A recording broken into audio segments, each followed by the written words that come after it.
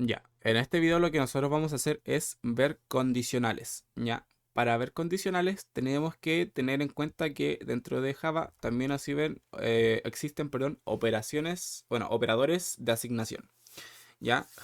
Hay una lista de esto que, bueno, yo voy a explicar los más básicos, que son el igual, eh, perdón, no son operadores de asignación, ya, sino son operadores de condición, que son, por ejemplo, el igual, el mayor que, el menor que, el mayor o igual que, el menor o igual que, y el distinto que, ya. También tenemos, por ejemplo, el y el and, ya, que eso lo vamos a ver ahora. Primero que nada, ¿qué es una condicional? Para entender una condicional voy a abrir el Paint. Lo que hace la condicional es que, por ejemplo, nosotros le vamos a preguntar al programa si algo se cumple o no. Por ejemplo, si 4 es mayor que 3, ya, lo que va a decir el programa es, ya, esto es mayor que 3, entonces yo voy a decir que esto es verdadero. Va a devolver true. Ya, hay que entender que las condicionales siempre devuelven un booleano, true o false. Si esto es verdadero, entonces yo le voy a decir a mi código que ejecute solo este bloque de código. Se va a ejecutar todo esto. ¿Qué pasa? Si nosotros solo dejamos la primera condición, el if, el programa, si detecta que esto es false, que la condición no se cumple, simplemente va a pasar de largo y este código de aquí no lo va a tomar en cuenta. Pero nosotros también podemos decirle al código que en caso de que esto no sea verdadero, que sea falso, false, ¿ya? Va a ejecutar este otro código, ¿ya? Entonces, si esta condición se cumple, si esto retorna true, nos va a dar este bloque de código. En caso de que esto no sea true, va a ejecutar este código que está acá. ¿Y cómo se hace esto? Con la palabra reservada if. Se abren paréntesis y se abren y se cierran corchetes. ¿Ok? Corchetes, llaves, perdón. Corchetes de llaves.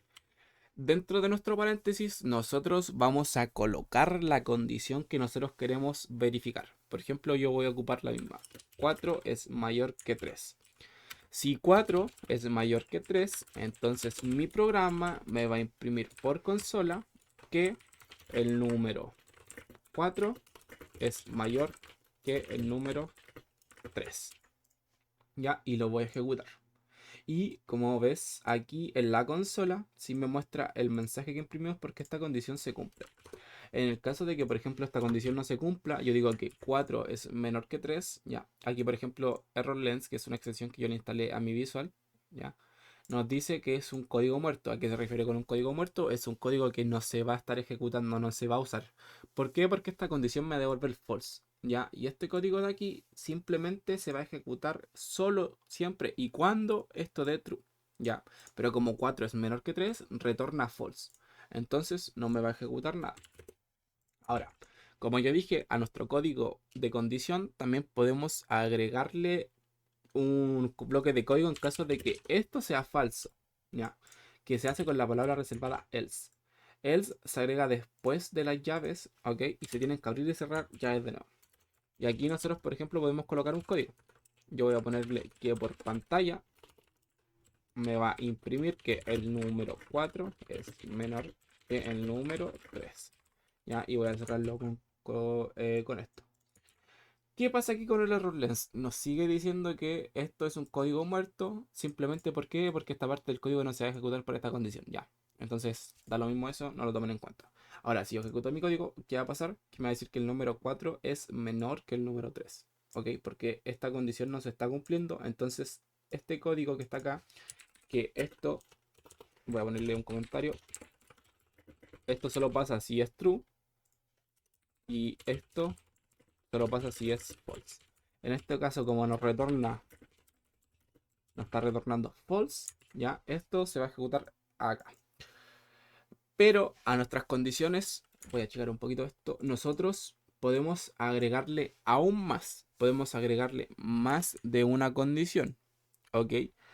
A esto se le llama if else, ¿ya? ¿Y cómo nosotros podemos agregar este else if? Nosotros primero que nada seguimos colocando else, Pero en vez de abrir y cerrar llaves, lo que nosotros hacemos es agregarle de nuevo la palabra reservada if. Y vamos a abrir y cerrar los paréntesis y abrir y cerrar corchetes de nuevo. ¿Qué significa esto? Que si esta condición, o sea, esta condición no se cumple, entonces va a verificar que esta condición se cumpla. 3 es menor que 4. ¿Ya? Entonces, si esta condición se cumple, yo le voy a decir que system.out.println. Lo mismo, el número 3 es menor que el número 4. Ok, entonces yo ahora al ejecutar esto, eh, lo que me va a retornar es el número 3 es menor que el número 4. ¿Y por qué pasa esto? Porque esta condición no se cumple, entonces va a verificar que esta condición se cumple. ¿Qué pasa cuando ninguna de las dos condiciones se cumple? Bueno, dos o más condiciones se cumplen. Va a ignorarlas todas y simplemente se va a ir a nuestro else. Ya, aquí le va a poner, le va a cambiar el mensaje, le va a poner ninguna condición se cumple. Ya, este else es siempre se va a ejecutar que ninguna o la condición de nuestro if se esté ejecutando. En este caso, por ejemplo, yo le voy a poner play y va a decir que ninguna de las condiciones se cumple. ¿Qué pasa si, por ejemplo, yo tengo dos condiciones que se están cumpliendo? Lo que va a hacer nuestro if else es ejecutar la primera condición que se cumpla. Ya no se van a ejecutar todas las condiciones que se cumplan, simplemente se va a ejecutar la condición que se cumpla. ¿Ok? En este caso la condición que se cumpla es la primera que tenemos, que el número 4 es mayor que el número 3. Para esto voy a quitar esto un poquito para explicar otros condicionales que nosotros tenemos. También tenemos el condicional de igual, que por ejemplo este es con dos símbolos igual, ¿ya? Entonces esto lo que va a decir es que si 4 es igual a 4, vamos a imprimir que la condición se está cumpliendo. ¿Ok? Vamos a darle que sí, y aquí nos dice la condición se está cumpliendo. Vamos a, por ejemplo, ponerle 4 es igual a 3. Como 4 no es igual a 3, lo que nos va a retornar esto es false, por lo tanto no se va a ejecutar el código. Ok. Otras condiciones que tenemos, por ejemplo, es el distinto de. El distinto de se hace con un símbolo de exclamación y un igual. ¿Qué significa esto? Que si 4 ya es distinto que 3, esto significa distinto o no igual, nos va a retornar true, ¿ya? Porque estamos haciendo, bueno, estamos diciendo al programa que esto tiene que ser distinto. Entonces, como es distinto, no te retorna true. Por lo tanto, la condición sí se cumple. Si yo pongo 4 es distinto que 4, ¿ya? La condición no se va a cumplir simplemente porque no son, nos está dando true. Ya, también tenemos, por ejemplo, bueno, vimos el menor que, el mayor que, también tenemos el mayor o igual que y el menor o el igual que, ya que cumplen las mismas funciones. Si el número es igual o menor que tal número, retorna true. En caso de que no sea true, ya se va a devolver false.